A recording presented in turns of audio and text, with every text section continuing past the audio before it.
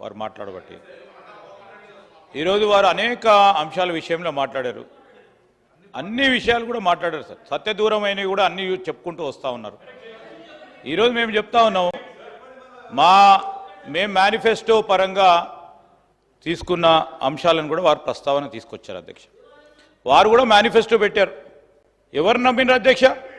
మేము 2500 రూపాయలు మహిళలకు ఆసరగా ఇస్తామంటే 3000 అన్నారు. వాళ్ళని నమ్మినరా వాళ్ళను? రైతు బంధు విషయంలో కూడా పెంచామని చెప్పిన వాళ్ళని నమ్మినరా?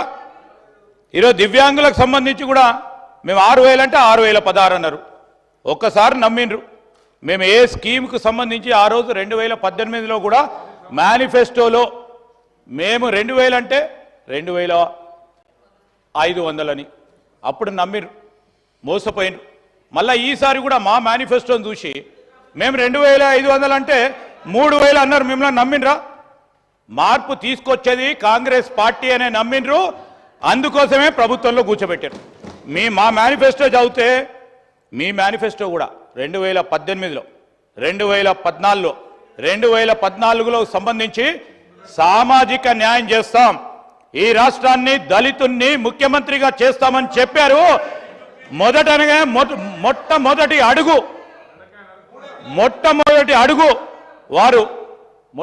అడుగు అధ్యక్ష, దళిత సోదరుణ్ణి ముఖ్యమంత్రిగా చేస్తామని వారు ఇచ్చిన హామీని తుంగలో తొక్కి సామాజిక న్యాయం గురించి మాట్లాడే అర్హత వారికి ఉందా అధ్యక్ష? వారికి ఈరోజు రైతుల గురించి, రైతులకు సంబంధించి కూడా ఈరోజు మేము చెప్తా ఉన్నాం, పూర్తి స్థాయిలో మా దగ్గర స్టాటిస్టిక్స్ ఉన్నాయి.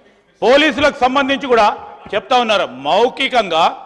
మౌఖికంగా వారు ఆదేశాలు ఇచ్చుకుంటూ ఎట్టి పరిస్థితుల్లో ప్రభుత్వానికి వ్యతిరేకంగా వార్తలు రావద్దు, వస్తే బాగుండదని కమిషనర్స్కి అందరికి కూడా ఆ రోజు చెప్పి ఈరోజు మేము చెప్తాము. ఈరోజు మేము చెప్పే ప్రతి అంశంపై నేనేం అడుగుతా ఉన్నాం, కేటీఆర్ గారు లేచి మాట్లాడుతూ ఉన్నారంటే తప్పకుండా అనుకున్నాం. భట్టి గారు ప్రవేశపెట్టిన బడ్జెట్కు సంబంధించి ఎక్కడైనా కొన్ని అంశాలు ప్రస్తావనకు రాకుంటే ఆ ప్రస్తావనకు తీసుకొచ్చే ప్రయత్నం చేయండి. పెట్టిన బడ్జెట్కు సంబంధించిన అంశాల విషయంలో ఇంకా ఇది అడిషనల్గా మీరు పెడితే బాగుంటుందని సలహా సూచనలు ఇద్దామని చెప్తా ఉన్నాం.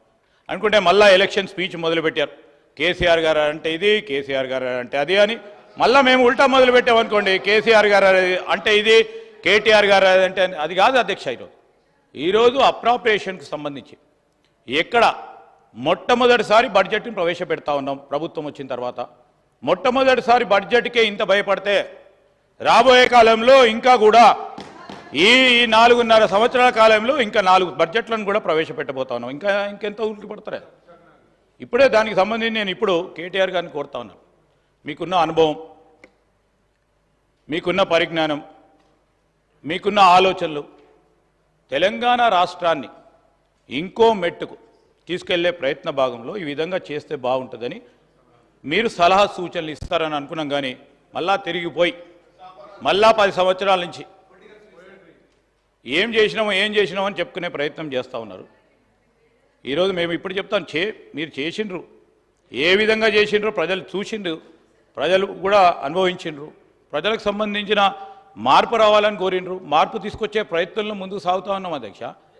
అంటే 6 గ్యారెంటీలకు సంబంధించి నిన్న కూడా ముఖ్యమంత్రి గారు, డిప్యూటీ ముఖ్యమంత్రి గారు రైతు రుణమాఫీకి సంబంధించిన మేము హామీ, ఇబ్బంది వచ్చినా ఆర్థిక వ్యవస్థ సరిగ్గా పయనం వారు చేయలేకపోయినారు. ఈరోజు ఏ విధంగా స్పష్టతతో ఇచ్చిన హామీ నిలబెట్టుకోవాలని ఒక కృత నిశ్చయంతో, చిత్తశుద్ధితో, కన్విక్షన్తో, కమిట్మెంట్తో పనిచేస్తూ ఉన్న తరుణంలో ఈ విధంగా చేయమని సలహా సూచనలు ఇవ్వండి. ఫస్ట్ బడ్జెట్, మొట్టమొదటిసారి బడ్జెట్ను ప్రవేశపెడతా ఉన్నాం అధ్యక్ష, పూర్తి స్థాయి బడ్జెట్. దయచేసి ఇప్పటికైనా కంక్లూజన్లో అన్న మీరు మంచి సలహా సూచనలు ఇస్తారని ఆశిస్తా ఉన్నాం అధ్యక్ష. కేటీఆర్ గారు సార్, ఇప్పటికి ముగ్గురు మినిస్టర్లు ఇంటర్వ్యూ అయ్యారు సార్. డిప్యూటీ సీఎం గారు, సీతక్క గారు, అదేవిధంగా ఎల్ఏ మినిస్టర్ గారు. నేను వారిని కోరుతా ఉన్నా అధ్యక్ష, మాకు అన్ఇంటరప్టెడ్గా మాకు ఇవ్వండి, తొందరగా కంక్లూడ్